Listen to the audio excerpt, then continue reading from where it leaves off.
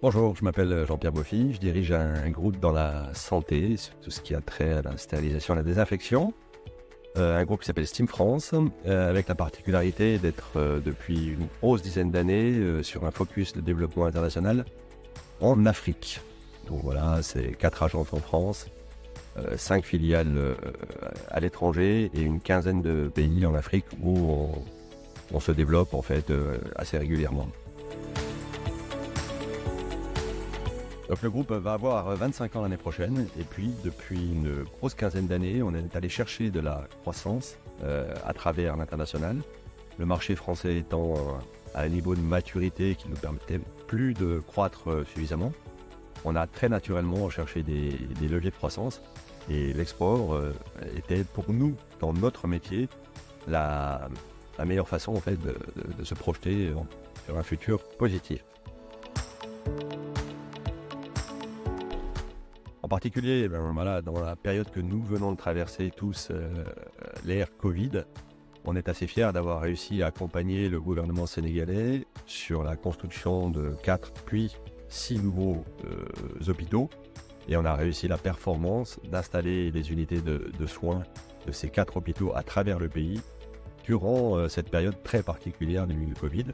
Et on a réussi à le faire aussi. Pourquoi ? Parce qu'on avait anticipé ces besoins et qu'on a maintenu dans cette période-là les engagements qui étaient les nôtres en termes de moyens humains et de ressources nécessaires.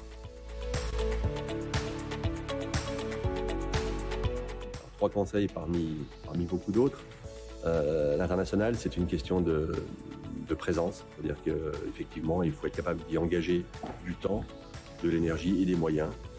C'est une question de patience parce qu'on est sur des temps longs, en particulier lorsqu'on est sur des projets d'infrastructure.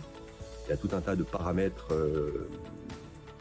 politico-économiques qui peuvent ralentir les projets qui sont les nôtres. Et puis une question de persévérance, c'est-à-dire d'accepter le fait qu'on doit être présent, mais pas sur du one-shot ou pas sur du court terme. C'est vraiment la persévérance qui permet d'avoir les résultats. Voilà, donc trois conseils parmi un certain nombre. L'accompagnement, je rajouterai un quatrième. Tant que faire se peut, ne pas y aller seul, c'est-à-dire utiliser justement les structures en place pour décrypter en fait les problématiques de chacun des continents ou des pays sur lesquels on s'installe. Alors pourquoi la Team France Export ? Parce qu'effectivement, les fondamentaux même de cette organisation, c'est de concentrer des experts et des professionnels du monde international.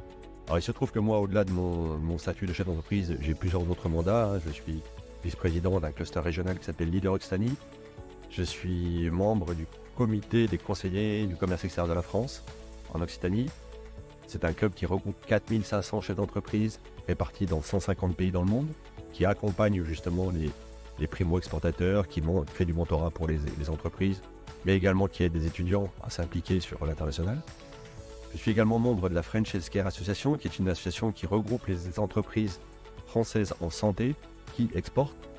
Et donc pourquoi TFE ? Parce que TFE a cette volonté de mettre cet écosystème international ensemble.